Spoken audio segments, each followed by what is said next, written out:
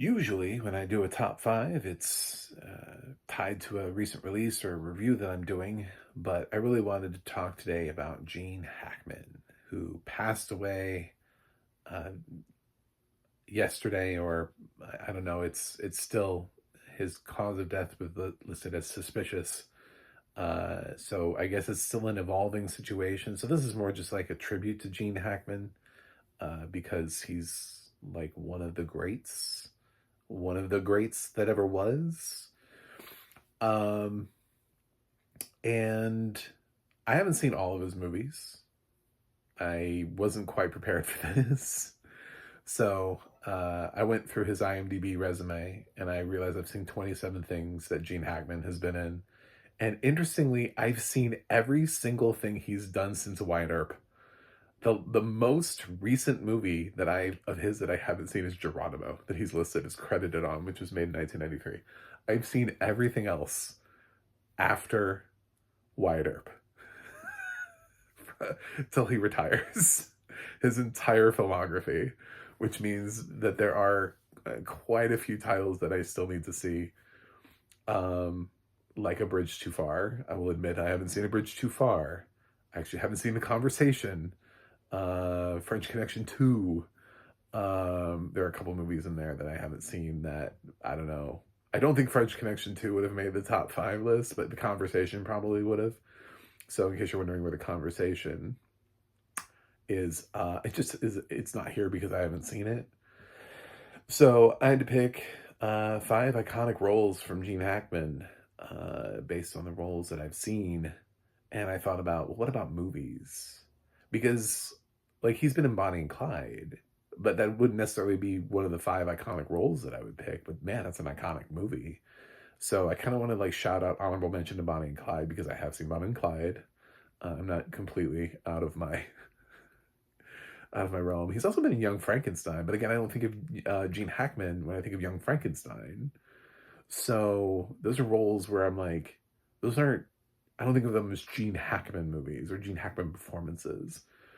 So what are the five performances that I'm going to miss the most of Gene Hackman?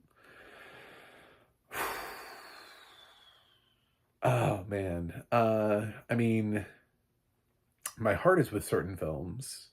I actually really enjoy The Replacements.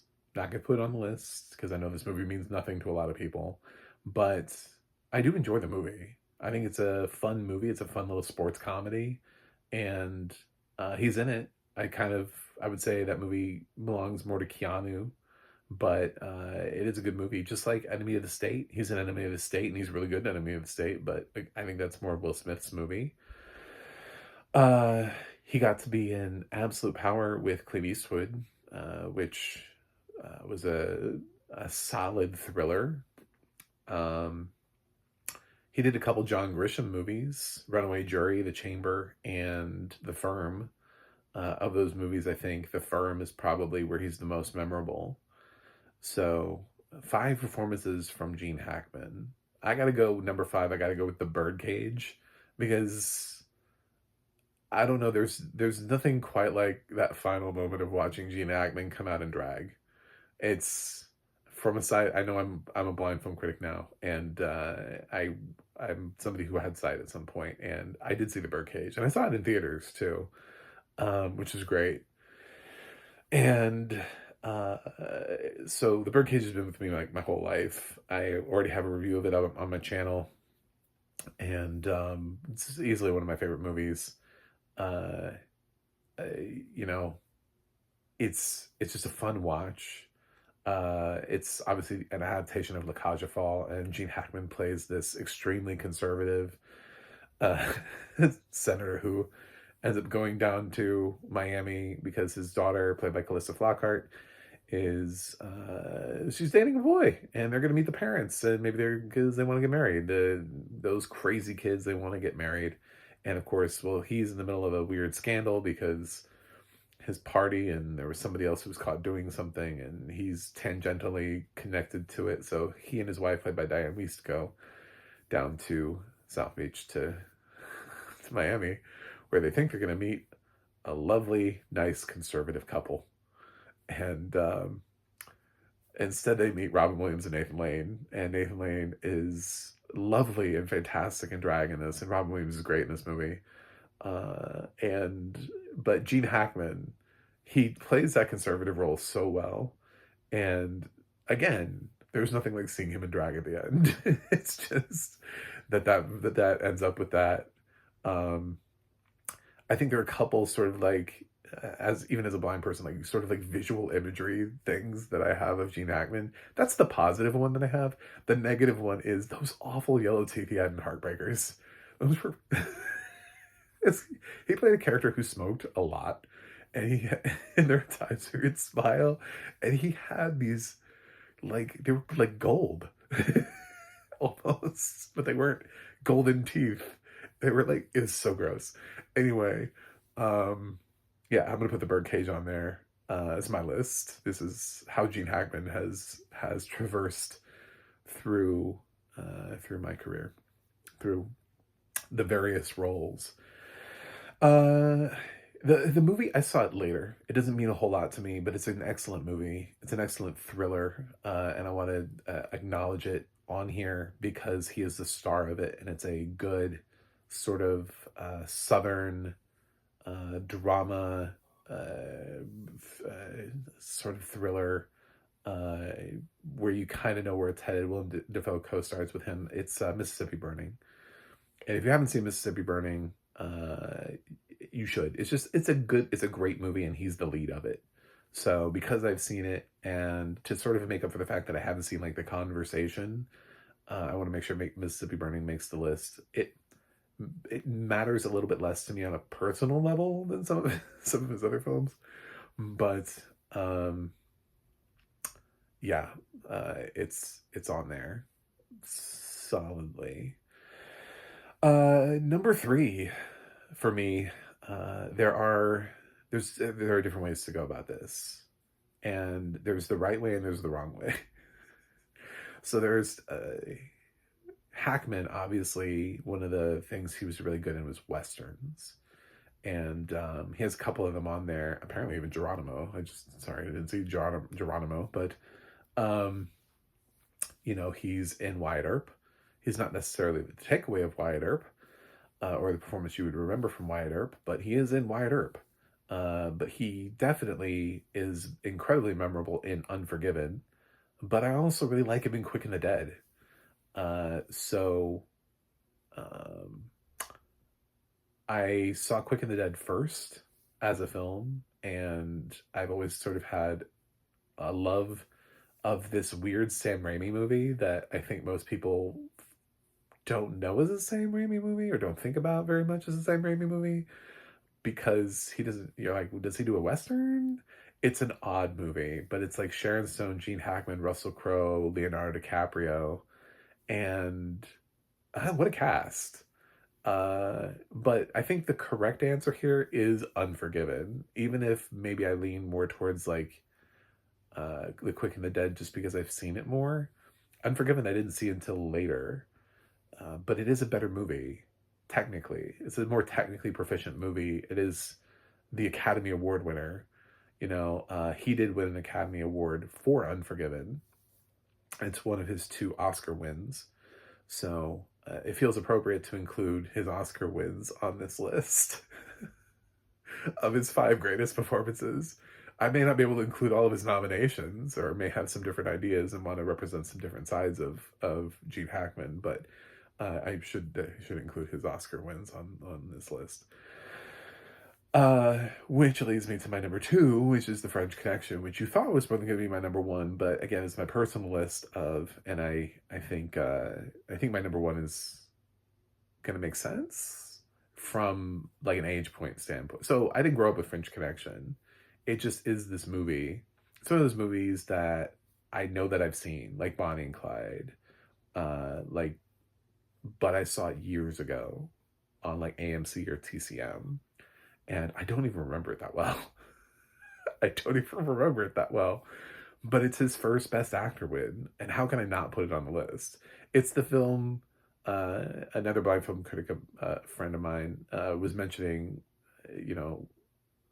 how sort of lamenting the lack of audio description on The French Connection because love to revisit it, but I'd be revisiting a film without audio description and hoping that my brain from, I don't know, 30 years ago remembers enough to telegraph to me The French Connection. But it is very much this iconic movie that came up out of the 70s and I mean, really helped turn Gene Hackman into a star. You know, he started off on TV and worked his way into film, and he's got like a supporting role in Bonnie and Clyde, which was the Best Picture nominee, and that kind of helped launch his career further forward. But it wasn't really until like The French Connection where he really kind of just took over and got recognized for the sort of exceptional actor that he was, and also as a leading man. And starting getting sort of like leading man roles, Gene Hackman movies. He wasn't always a bad guy. He just kind of later on in life got cast routinely as a bad guy. So French Connection is actually my number two. My number one is of the films that I saw. Mentioned the fact that I've seen like literally everything since 1994, basically since Wyatt Earp, which is amazing.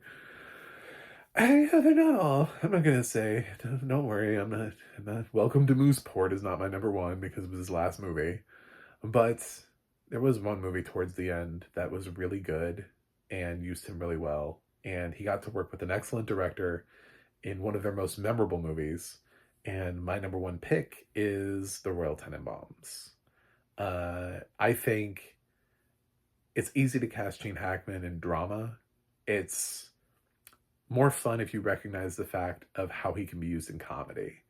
Because if you look back to Mel Brooks putting him in Young Frankenstein, it's like people saw he has potential here in this genre, but he constantly gets cast in like dramas and thrillers, and he plays bad guys. He's in westerns, he's in action movies, and he works for the government, or he's a lawyer. You know what I'm saying? Like he gets all these roles.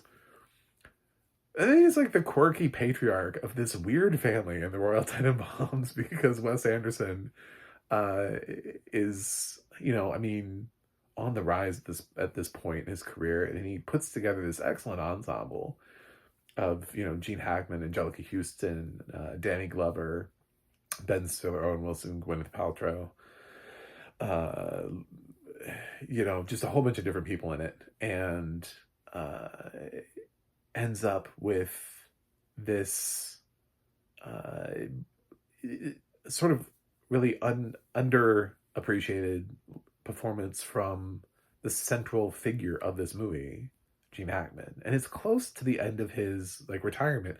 And I kind of wish when you look at his final film being Welcome to Mooseport, I mean it's fine. I think it's watchable. It's not a great movie. But you're like, man, wouldn't Royal Tenenbaums have been like a great like movie to retire on for his career? Before Welcome to Mooseport, it's Runaway Jury, which would have been a better movie to have as his final one. He would have co-starred with Dustin Hoffman, John Cusack, Rachel Weisz. It's a better movie than Welcome to Mooseport, but if we're talking about maybe like his last iconic film role, I think it might be Royal Tenenbaums. So it certainly isn't like Behind Enemy Lines or some of those other ones around the same time period. So, yep, I'm picking Royal Tenenbaums. Uh, that's just it's going to be different for different people, but those are the five roles that I feel like define Gene Hackman. With respect to The Conversation and me just simply admitting I never saw The Conversation. I'm not old enough to have seen everything from all of the time periods and had to go back through and catch up. And I'm constantly playing catch up. And now I'm playing catch up with audio description. So, which is not on every movie. So it's like a constant, it's a thing. So anyway, rest in peace, Gene.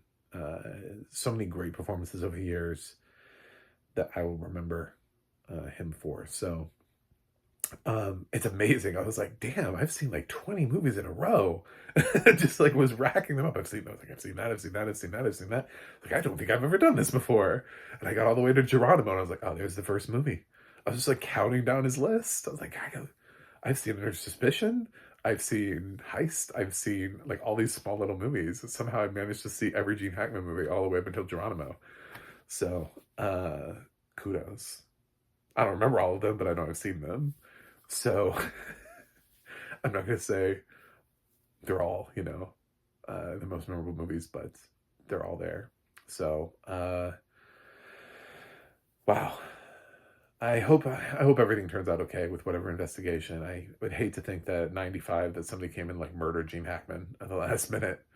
Like leave the man be. He retired. He's just writing history books. Anyway, see you guys on the other side.